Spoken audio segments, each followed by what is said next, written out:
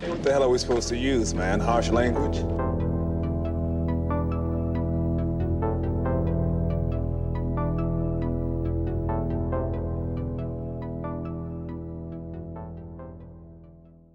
So just in time for the spooky month of October, we have a first trailer for the Hellraiser remake, reboot. I don't really know what this is being considered, but it is coming straight to Hulu on October 7th. Love to see that straight to digital stuff. Oh yeah, big fan of not having to drag my ass For out the of people. the house. Yeah. Let's take a look at this trailer and then talk about it a little. Okay, all right. So I don't know. I'm a little iffy, but also maybe the trailer's really good. I don't know. It actually doesn't seem too bad. Marvin, have you seen the original Hellraiser? I've seen the original. Okay. I don't know if I've seen the sequels, and I haven't seen the original in a long time, but I do remember being scared to death of Pinhead, the fucking guy with the nails in his head, Pinhead. Yeah. I haven't seen it in a very long time either. Yeah. So like I will have to go back many years before this comes out and rewatch it to catch up. I don't think the sequels are probably necessary. They rarely are when it comes to horror movies. The only argument I think that could be made is that like the second Friday the 13th is the one because it's the first one that introduces Jason Voorhees as the killer. Mm-hmm. And some of the Nightmare on Elm Street sequels are like decent and whatever, but either way, I don't know that that's that important. But so again, this is either a remake or reboot of the original 1987 Hellraiser that was directed by Clive Barker, written by Clive Barker, based off of his novella, The Hellbound Heart. And I did not know that. I'll have to check that out. And it is about a puzzle box, basically, which upon solving it summons the cenobites, which are these sadomasochistic demons or whatever. And interdimensional beings of some sort. Yeah.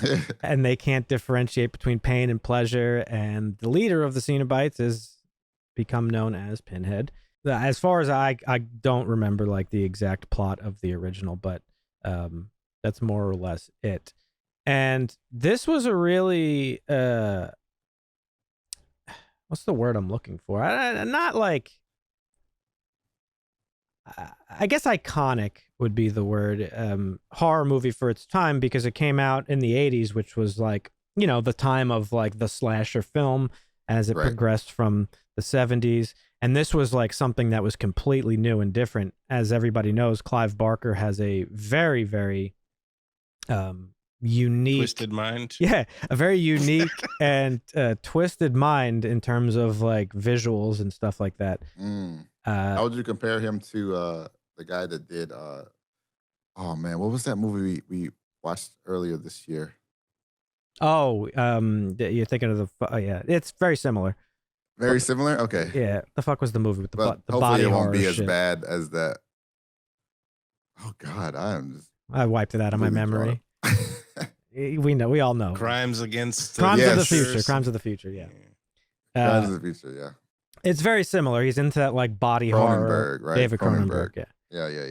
So Clive, very similar, but hopefully it won't be as bad as. Yeah, Clive Barker's into like that you know, sort of like, you know, just sadomasochistic like body horror type of stuff. But you know, he has like done a lot of stuff that people are in love with, you know, outside of this. So you know, like as I said, that movie came out and it sort of like changed the game. It was very unique, and a large part in due to the fact that the Pinhead was portrayed by Doug Bradley, and Doug Bradley went on to become like sort of a horror movie icon in and of himself because of the portrayal of Pinhead. Of course, you can't bring him back at this point. He's almost he's what, 68 years old. Yeah. So yeah, his time has probably passed. Explorers in the further regions of experience. Demons to some, angels to others. It was a mistake! So in this one, we have Jamie Clayton playing Pinhead.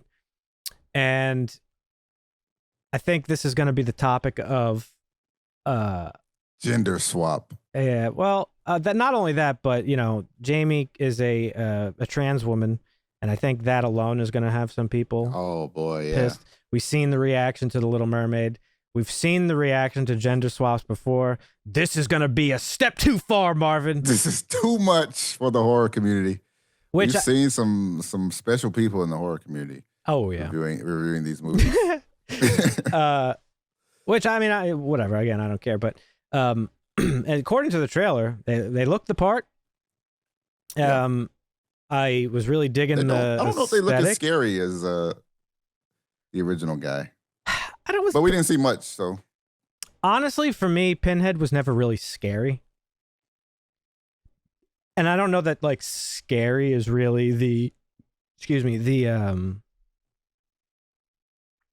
maybe not, but as a kid seeing some shit like this, as a it's kid, pretty yes, scary looking. Yeah, no, as a kid, I like what they did with the character in this one. It looks like they're not wearing the leather dominatrix fucking outfit. It's more of like removed skin and exposed muscle and stuff like that. Right. But in terms, I do remember the original movie being like super like kind of like sexual though. Like yes, because the cenobites can't distinguish between pain and pleasure.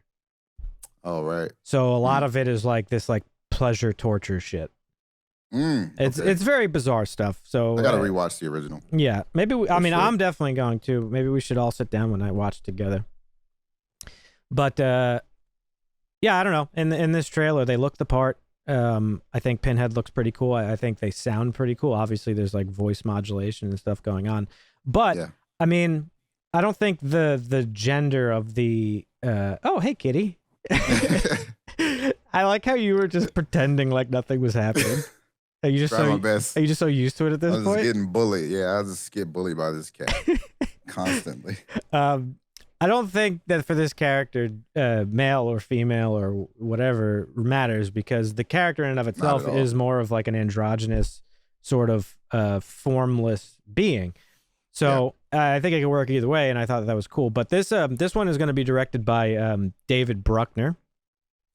And David Bruckner does have some decent stuff under his belt. He's done this movie we were just talking about, The Ritual, which was on Netflix. Not the best movie. It was okay. Movie. Yep. Yeah. He also did The Night House, but I'm not familiar with that one. I haven't seen that one. No, although the poster looks like familiar to me. Yo, Blue. We have a guest, Blue, everyone. Blue, what are your thoughts on Hellraisers? I'm leaving all this in because it's great. Night House, the poster looks familiar, but I don't think I've seen it. But it does have a 6.5 on IMDb, so maybe we'll watch this. I don't know. I'm interested. It's spooky season. Rebecca Hall is in it. I know her. Okay, maybe this is something to watch. But yeah, so David Bruckner also did the VHS, which is classic at this point. Yeah, it's a pretty good movie. I mean, it's not rated very well, but it's like a fun. Is it not? Horror movie. It's got 5.8. Though it is horror, so horror you gotta have horror and comedy. You gotta like give like some leeway. You gotta give like a 0.5. They get a handicap like when you playing Marvel versus Capcom. Yeah. And your boy bumps it up 2 stars. You're like, whoa. Yeah. Because they just get shit on anyway by critics. And this is also Hellraiser being written by, I've talked about him multiple times at this point. Jesus Christ. David. There's a ghost in here. Jesus Christ. It's good content. Right. David S. Goyer is writing Hellraiser. He apparently he's credited for doing the story of this new Hellraiser movie, and I got my problems with David S. Goyer. Yep. Not a fan of his, though he has a few movies under his belt. That being said, he's hit or miss, but he's mostly miss. Yeah. That being said, from this trailer, I kind of don't really know what to make of it. I'm being torn in all sorts of directions, and I don't mean to say torn because of the subject matter of the movie, but I am being torn in multiple different directions because It's just a fact. Horror movies tend to suck these days. Right. There's been like a handful of really good horror movies in the last 20 years. And then there's a lot of the other ones are like, yeah, okay. Right. And going into this, I think it's probably not fair to compare it to the original. It's like comparing Rob Zombie's Halloween to fucking John Carpenter's Halloween. It's like just never gonna fucking do it justice. So I'm kind of gonna get that out of my head. But I will say the trailer does look kind of cool. It looks kind of good. It does. It does. You know, the visuals were on point. I think at least what little of the portrayal of Pinhead we got to see from this trailer seems on point. Yep. And I think this could be pleasantly surprising. What are you guys thinking? I agree. I'm gonna revisit the old one so I can get a refresher. I hope they didn't try to innovate too much and keep like the same premise of the original, because I do remember that one being pretty interesting and pretty scary. So I don't know. Yeah, this is going to be another one of those situations that we have talked about before where it's unpractically. So the chains at the end of the trailer looked a little cheesy, fake-ish. I didn't notice. I'll have to go back and watch it. Let me see. The chains at the end of the trailer. Let's see. Yeah. All right. They look a little, but it looks kind of like stop motion, or like they did it in like they rewound the wheel, rewound the reel. Whew, that was a rough one. But yeah, I don't know. We'll see. I looking forward to watching this, I guess. I'm not excited really, but I'm interested. Cautiously interested. Let's say that. Yeah. Cautiously indifferent. Yeah. The original has a 6.9 on IMDb, which is very good. Yeah. It's very high for a horror movie. I love the tagline for the original one: "Demon to some, angel to others." The more I'm reading about this, the more I'm definitely interested in the story. Yeah. And this story of Hellraiser. Is it Hellraiser? That's like the story, right? Like that's the. I don't think they ever. Or is that just the movie is called Hellraiser, and I don't think they ever actually name the character as Pinhead. I think that was a name that maybe fans gave him later on. I'm not 100% sure. Okay. So sorry, horror fans. You're probably gonna get real mad in the comments. Why talk about a movie if you don't have any fucking understand? Relax. Yeah, but it looks super interesting. Like I was just reading some people talking about it, and they're comparing it to like these people when they're killing these people, they don't know if they're, they don't know necessarily that they're causing them pain, right? Because they confuse they confuse the screams of agony as screams of pleasure. So it's like crazy. It's kind of it's like and weird. that's like the interesting take on. This isn't really a slasher, but you know what I mean. But I'm reading here. It says that the character first appeared as an unnamed figure in the original novella Hellbound Heart, and then while Clive Barker was writing the adaptation for the film, he referred to the character in early drafts as the Priest. But the final film gave no name, so I was right. Fuck you, chat. Well, we don't have a chat, but fuck you, commenters. And then just the shape. It was no, that's Michael Myers. You fucking step lightly, sir. The production and makeup crew nicknamed him Pinhead because of obviously the multiple pins sticking out of his head.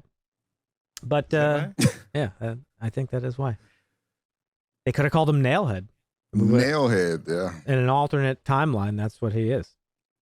But yeah, I don't know. I guess we'll check this out. For those of you, I mean, nobody would know because we've only talked about it amongst ourselves, but might as well lay it out there. For the month of October, we have a whole lineup of horror movies that we're going to be reviewing, and we were kind of throwing some ideas back and forth for 2 additional slots, and I guess we could watch this since it comes out, pretty soon. Yep. Yeah. So subscribe to the channel if you haven't already, and hit the bell button, and you'll be notified when our Hellraiser review drops. You can also check out our website, harshlanguage.tv, to keep track of all our past podcast episodes and YouTube videos.